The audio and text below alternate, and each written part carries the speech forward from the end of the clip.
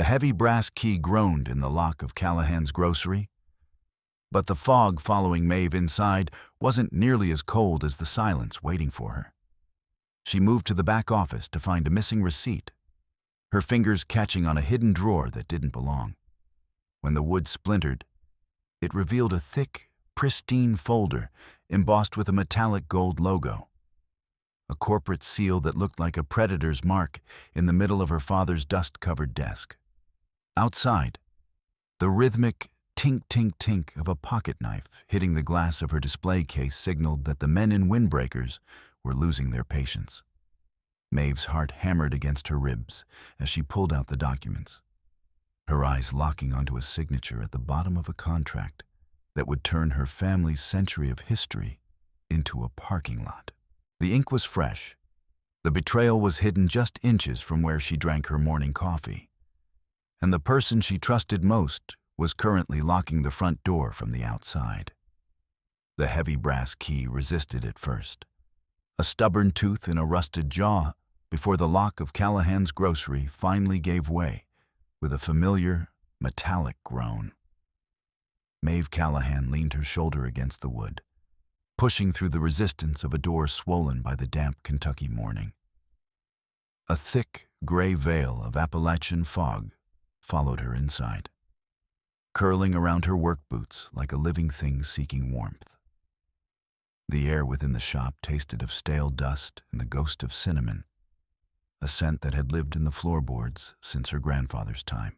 She paused, letting the silence settle. This place was a cathedral of wood and glass, once teeming with the life of Pineville, now reduced to a hollow shell.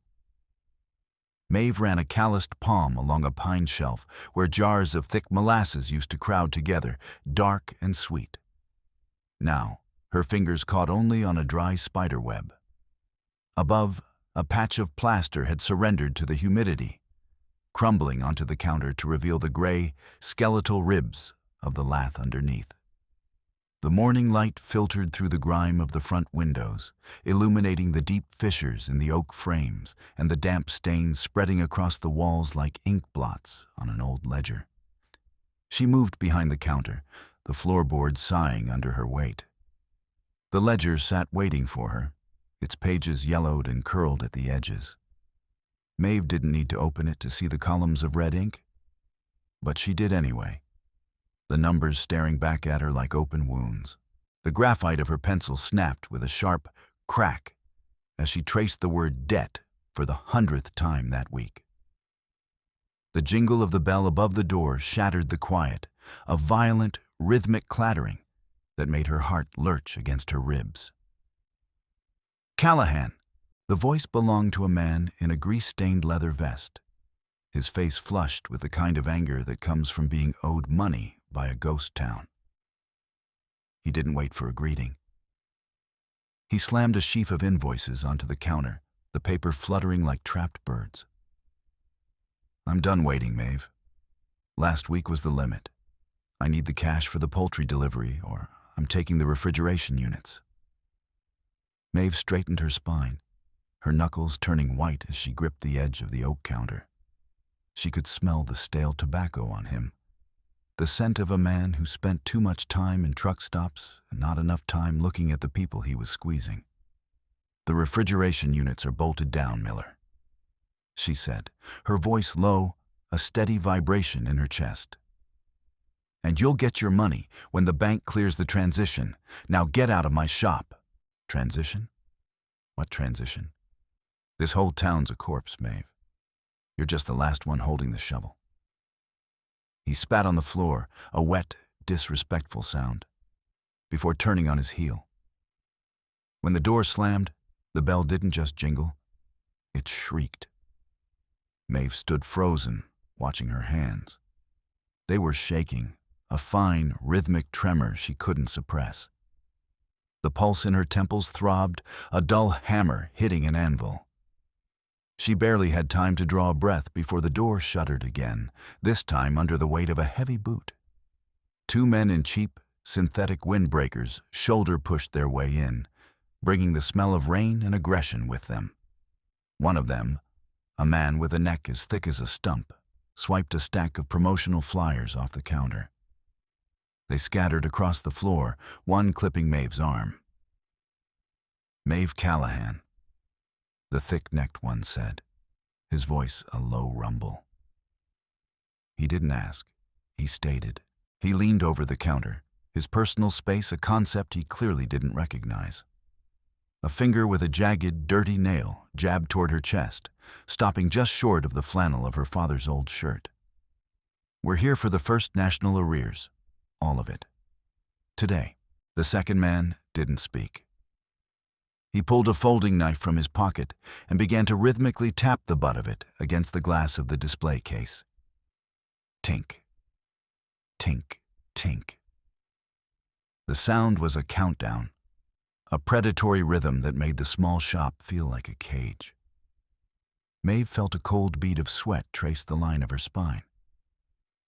"I spoke to the manager," Mave managed, though her throat felt like it was filled with dry wool. "We have an agreement."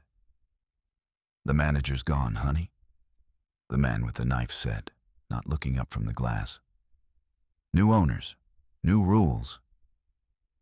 The air in the shop grew heavy, the oxygen seemingly sucked out by their presence. Just as the thick-necked man opened his mouth to speak again, the curtain to the back office parted. Ruth Jenkins stepped through, her heels clicking with a sharp, professional authority that seemed out of place among the dust. She adjusted her horn-rimmed glasses, her face a mask of calm, practiced empathy. "Gentlemen, please," Ruth said, her voice sliding into the room like warm honey. She stepped between Mave and the creditors, her palms turned outward in a placating gesture. "There's no need for this. We're all professionals here." Mave watched as Ruth produced a small notebook from her blazer, her fingers dancing over the pages. She began to murmur about wire transfers, escrow accounts, and short-term payment schedules. She spoke the language they understood, the language of bureaucracy and delay. Slowly, the tension left the men's shoulders.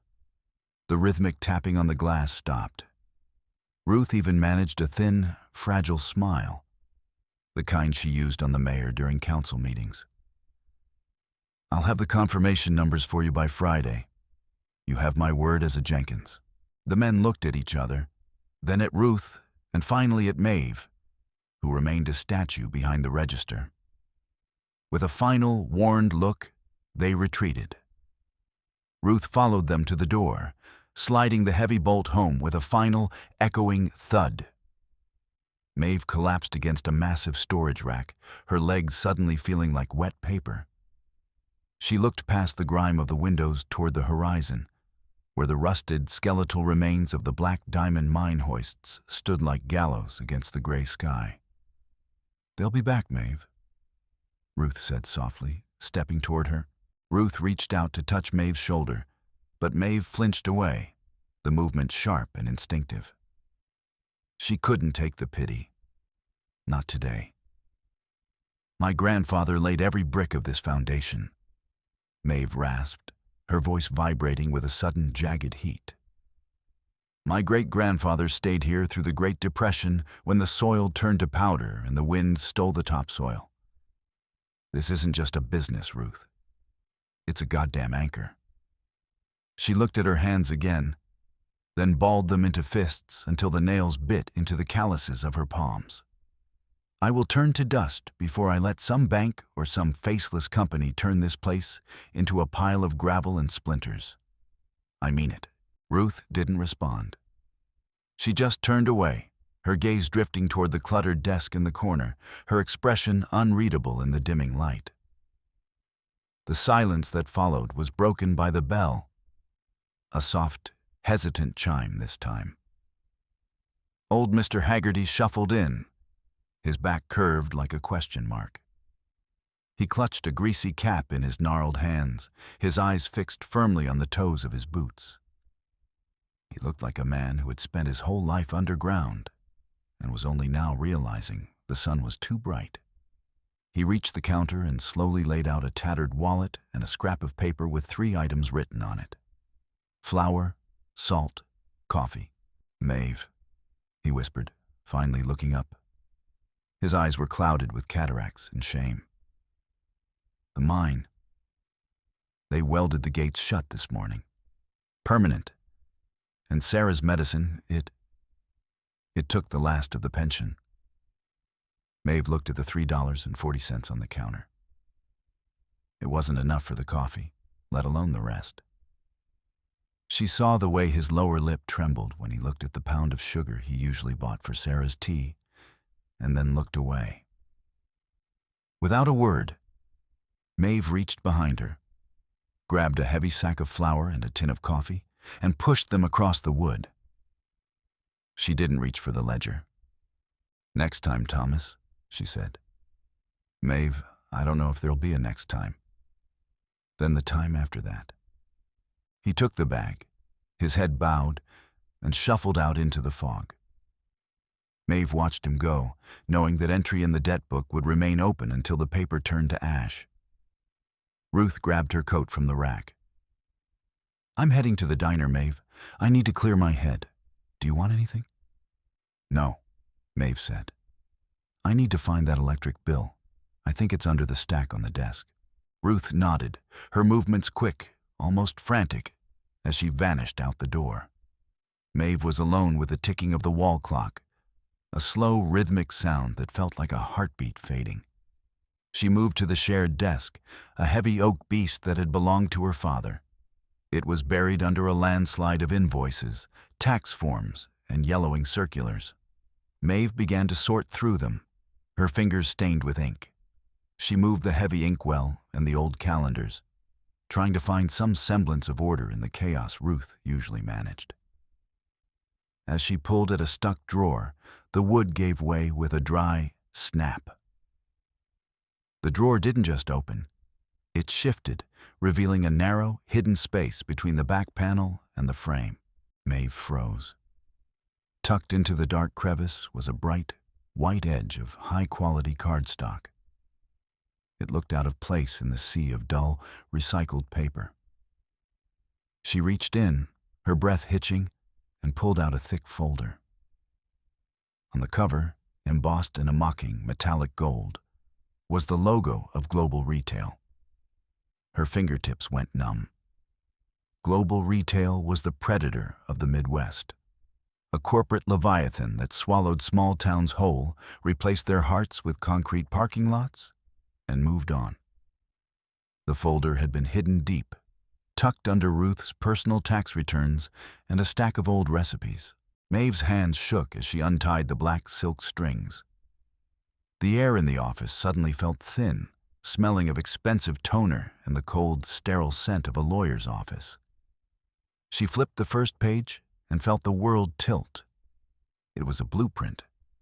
Her shop, Callahan's Grocery, was centered in the middle of a topographical map, but it was crossed out with a thick, aggressive red X. In its place sat a gray rectangle labeled P4, Overflow Parking. She turned the page. A contract. A land assembly and demolition agreement. The figures were staggering. More money than Mave had seen in her entire life. It detailed the cost of tearing down the load-bearing walls, the removal of the non-viable inventory, and the disposal of the family archives. The date at the bottom was 3 months old. 3 months of tea. 3 months of Ruth saying, "We'll get through this." 3 months of, "I'm working on the bank, Mave." Under the contract was a stack of printed emails. From R. Jenkins to J. Harper, Global Retail Acquisitions. The owner is becoming increasingly erratic. The debt load from the primary suppliers is peak stress. I suggest we hold the next payment to the wholesalers to accelerate the insolvency. She'll have no choice but to sign by the autumn jubilee. Mave felt a surge of nausea so violent she had to grip the edge of the desk to keep from retching. The letters blurred. She saw the plan for the removal of the sign, the one her father had hand-painted with a steady hand and a proud heart. Ruth had discussed the commission. Ruth had discussed the bonus for expedited vacation. The bell above the door chimed, a cheerful, ignorant sound. Ruth walked in, humming a light tune, shaking a few droplets of rain from her umbrella. She stopped dead when she saw Mave standing at the desk. The umbrella hit the floor with a hollow thud. The silence in the room became a physical weight, thick with the smell of wet pavement and the sudden, sharp ozone of a dying friendship. Ruth's face went from a healthy flush to the color of wet bone. She saw the gold logo in Mave's hand and didn't move. She didn't even blink. Mave didn't speak. She couldn't. She simply picked up the stack of emails and threw them. The white sheets of paper took flight, fluttering through the dim air of the office like the wings of dead birds, landing in the dust at Ruth's feet. Ruth didn't look down. She kept her eyes on Mave's, and for a second, Mave looked for a flicker of shame, a hint of the woman who had sat at her mother's funeral and held her hand. But there was nothing. Only the cold, hard calculation of a woman who had already decided that the past was a bad investment. "You were never going to save it, Mave," Ruth said. Her voice wasn't soft now. It was thin and sharp, like a razor blade hidden in velvet. Ruth reached into her blazer and pulled out a folded document, a bank statement. She laid it on the counter with a dry, rustling sound. It bore the seal of Global Retail and Ruth's signature as authorized agent. The deposit was paid into the escrow account yesterday, Ruth continued, her voice gaining a terrifying clinical steady. I used the first draw to pay off Miller and the wholesalers. Legally, the debt is settled because the land has been collateralized. The deed transition is already in the county system. Mave felt the floor beneath her boots turn to water. You signed for me? You don't have the authority. I have the power of attorney you gave me when your father died, Mave. You never revoked it. You were too busy counting cans of beans to notice the world was moving on. Mave lunged for the wall-mounted telephone, her fingers fumbling with the rotary dial. She needed to call the sheriff, the bank, anyone. But the line was dead.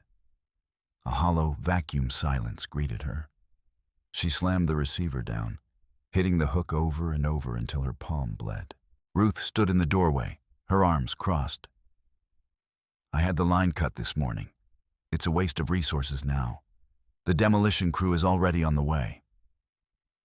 As if on cue, a low, rhythmic thrumming began to vibrate through the floorboards.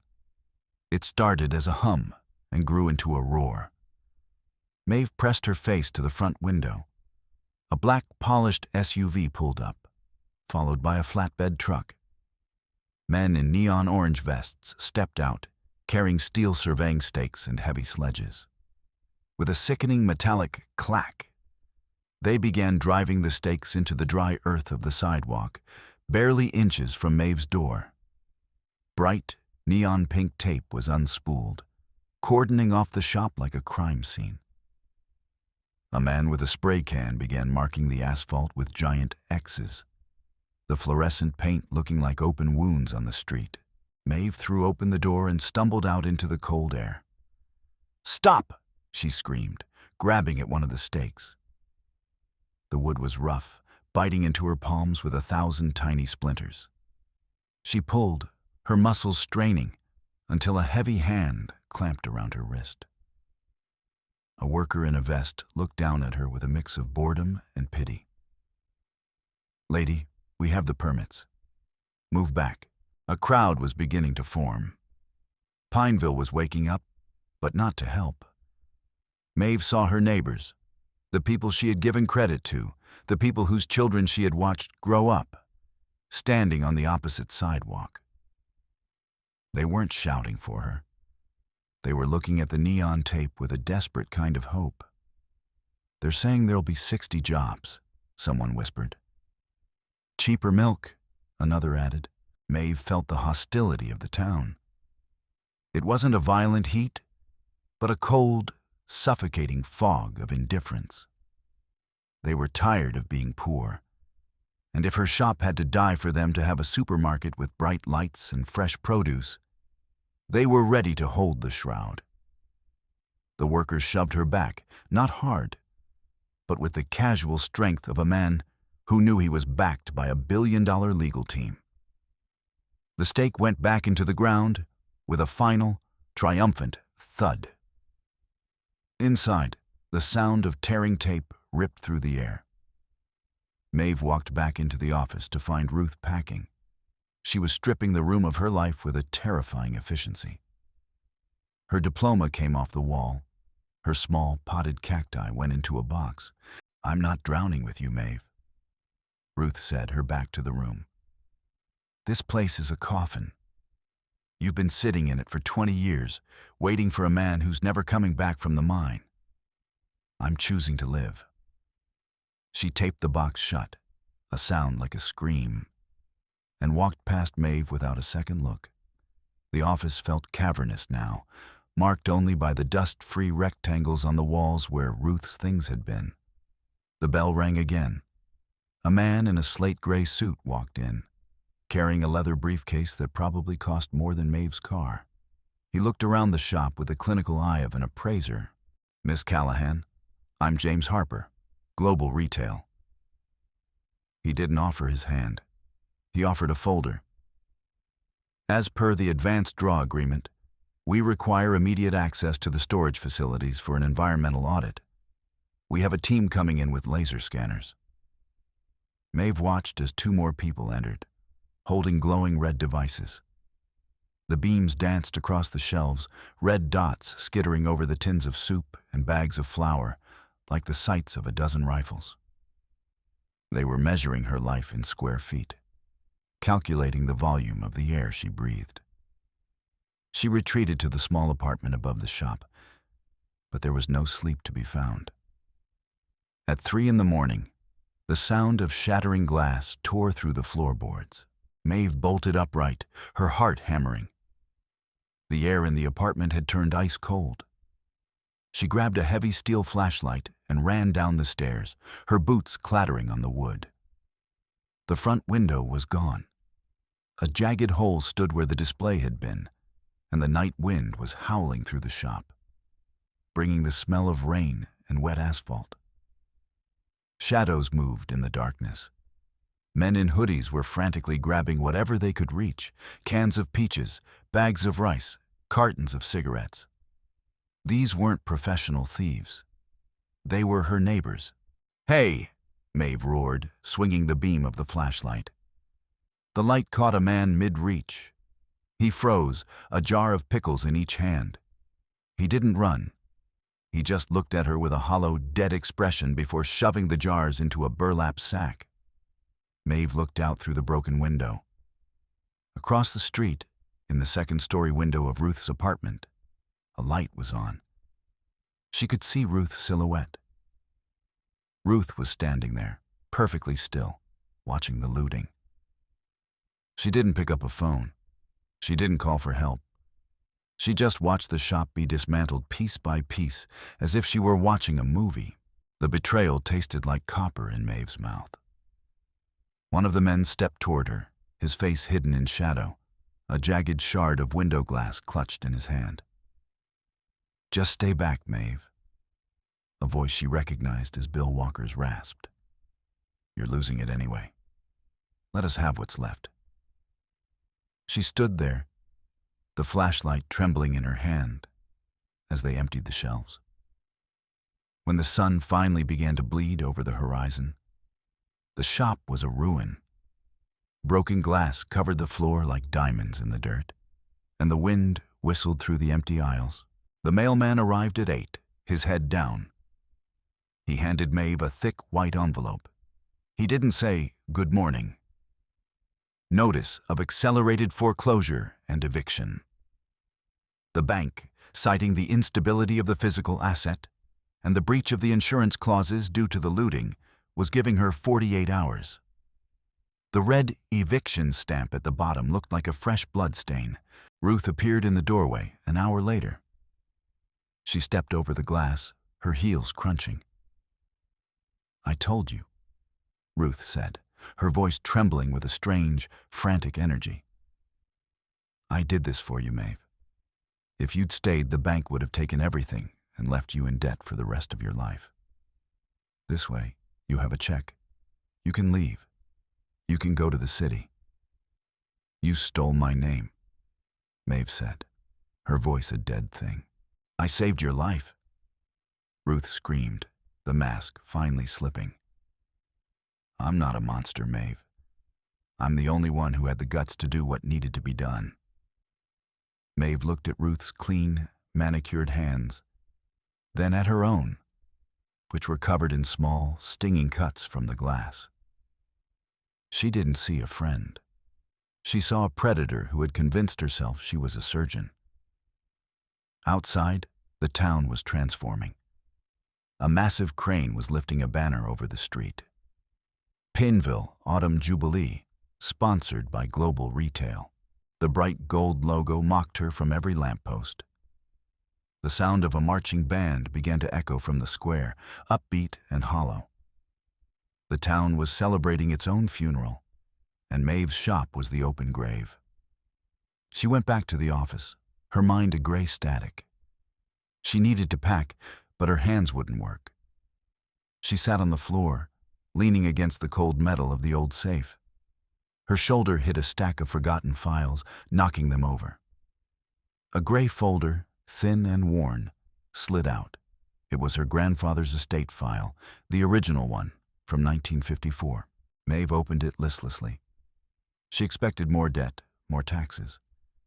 But as she turned the yellowed pages, her eyes caught on a blue-inked seal. Covenant of perpetual use.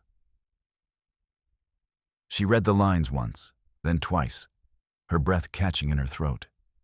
Her grandfather, a man of profound suspicion and deep roots, had inserted a clause into the original land grant.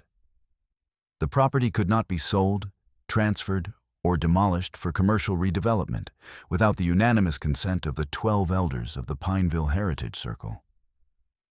A group that hadn't met in 30 years, but whose charter had never been dissolved.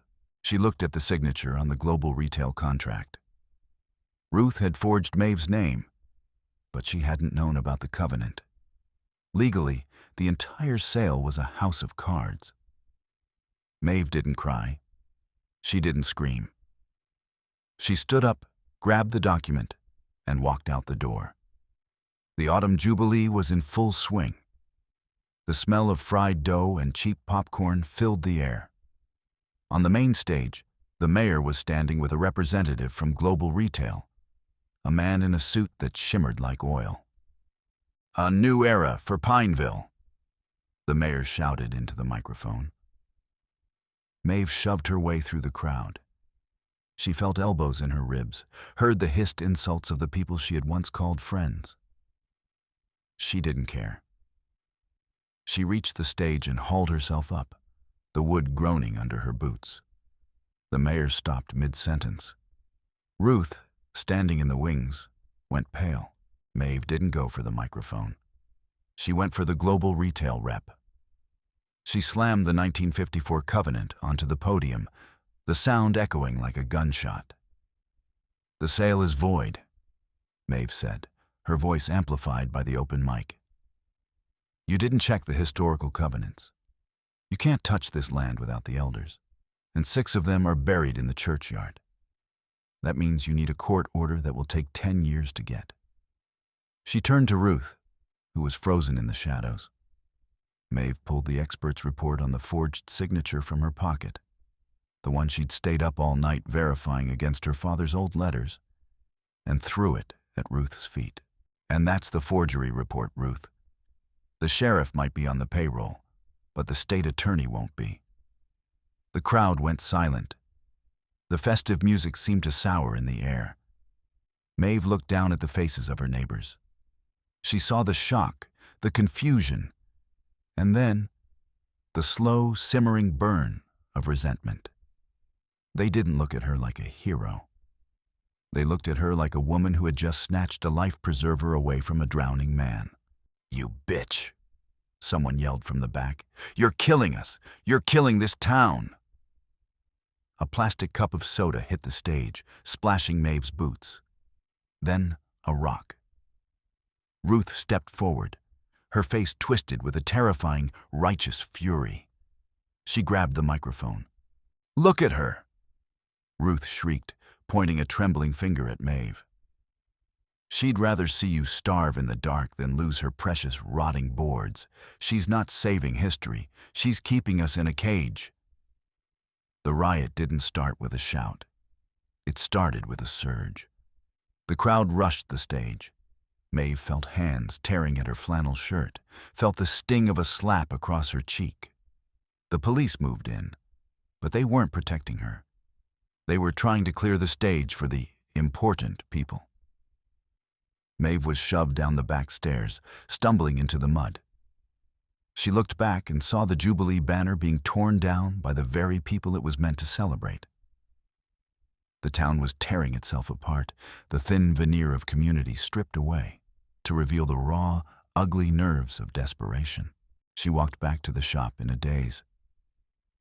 The street was empty now, the sounds of the riot a dull roar in the distance. Ruth was there, at her car. She was throwing the last of her boxes into the trunk, her movements frantic, sobbing openly now. "Are you happy?" Ruth spat, her voice broken. "You won, Maeve. You kept your dirt. But look around. There's no one left to buy your damn beans." "I kept the truth," Maeve said. "The truth doesn't put gas in the tank," Ruth screamed. She got into the car, the engine turning over with a violent, dying cough. Maeve watched the red taillights fade into the fog. The silence that followed was absolute. It was the silence of a graveyard. She walked into the shop. The shelves were bare. The windows were boarded up with rough plywood she'd nailed herself. She picked up a crowbar and began to pull the boards down, one by one. She wanted the light to come in, even if it only showed the ruin. She sat on the top step of the porch as the sun began to set, casting long, distorted shadows across the empty street. Pineville was dying. The corporate giant had been wounded, but it would just move to the next town, the next valley. Maeve reached into her pocket and pulled out the brass key. It was heavy, cold, and entirely useless. She had saved the building. She had saved the land. She looked at the dark windows of the houses across the street. No lights came on. No smoke rose from the chimneys. She had won the battle for her heritage. But as the cold Appalachian night settled over the valley, Mave Callahan realized she was the only one left to remember why it mattered. She was the queen of a kingdom of dust, the last sentry at a post that the rest of the world had already forgotten. She leaned her head against the doorframe, closed her eyes, and listened to the wind whistle through the empty aisles of Callahan's grocery, the only sound left in a town that had finally stopped breathing.